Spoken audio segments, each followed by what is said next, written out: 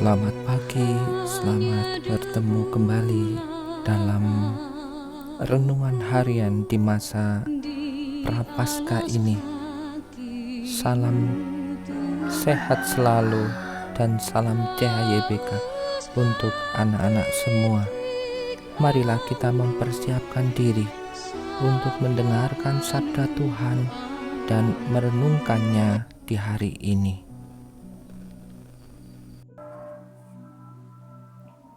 Anak-anak sekalian, marilah kita terlebih dahulu berdoa bersama untuk memulai renungan kita hari ini. Marilah kita berdoa dalam nama Bapa dan Putra dan Roh Kudus. Amin. Allah Bapa yang penuh belas kasih, kami bersyukur karena Engkau telah mengumpulkan kami kembali dalam satu keluarga. Utuslah Roh Kudus-Mu untuk menerangi akal budi kami, agar pertemuan hari ini dan pembelajaran kami hari ini dapat menuntun kami kepada misteri keselamatan-Mu, yaitu pada pengenalan akan sakramen Ekaristi. Doa ini kami hunjukkan kepadamu dengan perantaraan Tuhan kami, Yesus Kristus, dan dalam persekutuan Roh Kudus, Allah sepanjang segala masa. Amin. Bacaan Injil hari ini, Matius bab 9 ayat 14 sampai 15. Kemudian datanglah murid-murid Yohanes kepada Yesus dan berkata, "Mengapa kami dan orang-orang Farisi berpuasa, tetapi murid-murid-Mu tidak?"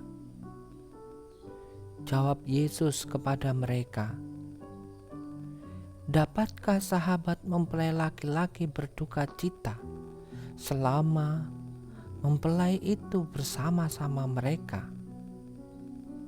Tetapi waktunya akan datang, mempelai itu diambil dari mereka. Pada waktu itulah mereka akan berpuasa." Demikianlah sabda Tuhan. Terpujilah Kristus.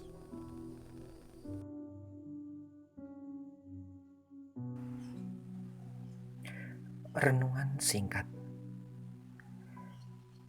Anak-anakku yang terkasih, pertemuan yang kedua ini kita hendak mendalami mengapa disebut sakramen Ekaristi.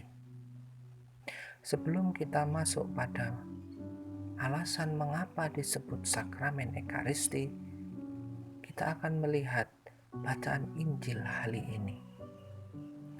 Bacaan Injil hari ini menegaskan bahwa tujuan berpuasa bukanlah penderitaan, melainkan sukacita.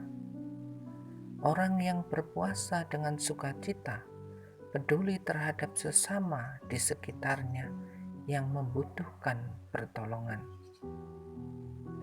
Anak-anak yang terkasih, siapa yang berpuasa hendaknya janganlah merasa menderita, tetapi berpuasa sungguh sebuah sukacita.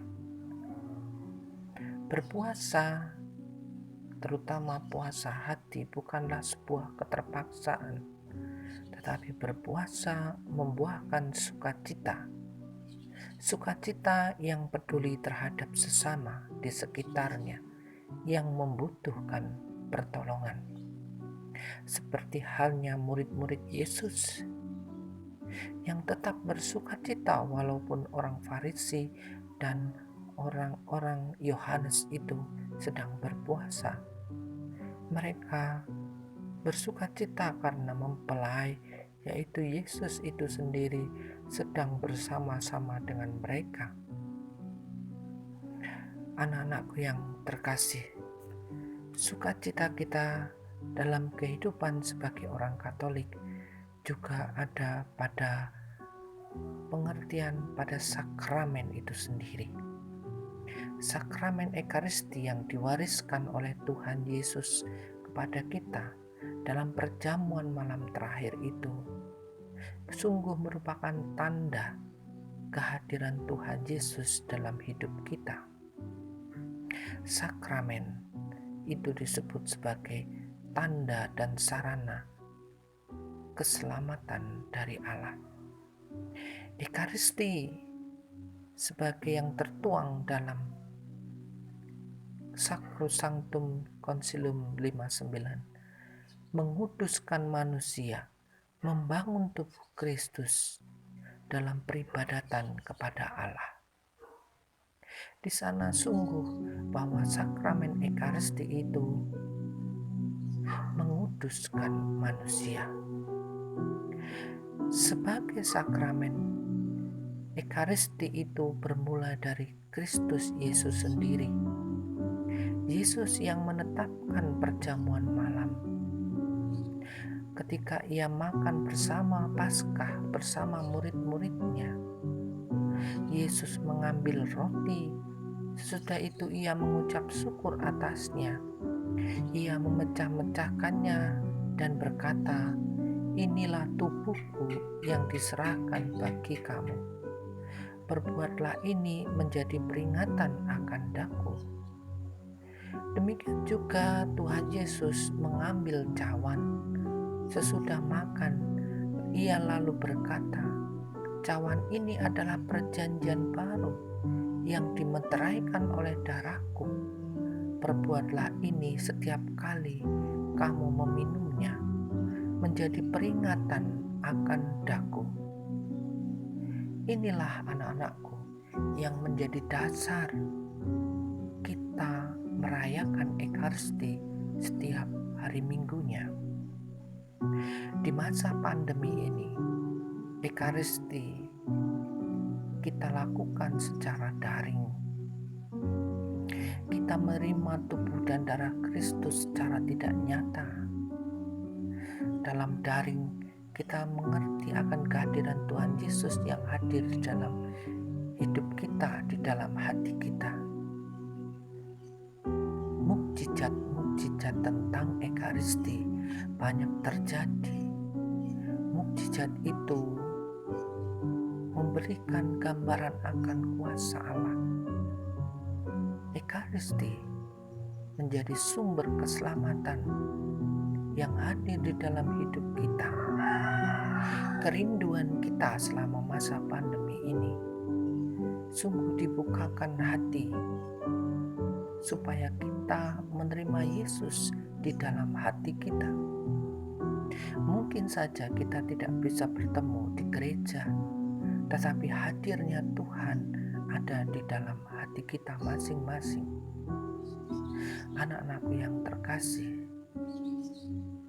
semoga Ekaristi, kehadiran Tuhan di dalam hati kita selalu terjadi di dalam hidup kita. Marilah di masa yang penuh rahmat ini, masa Prapaskah, kita bersama-sama mengharapkan akan kehadiran Tuhan di dalam hidup kita. Semoga Tuhan memberkati kita selalu. Amin.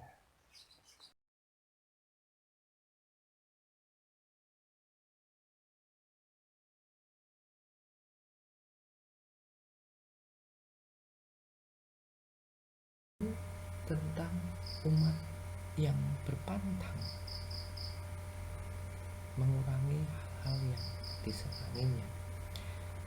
Jemaat atau umat yang berpantang itu wajibkan bagi mereka yang sudah berusia di atas 14 tahun, maka wajib berpantang. Demikian.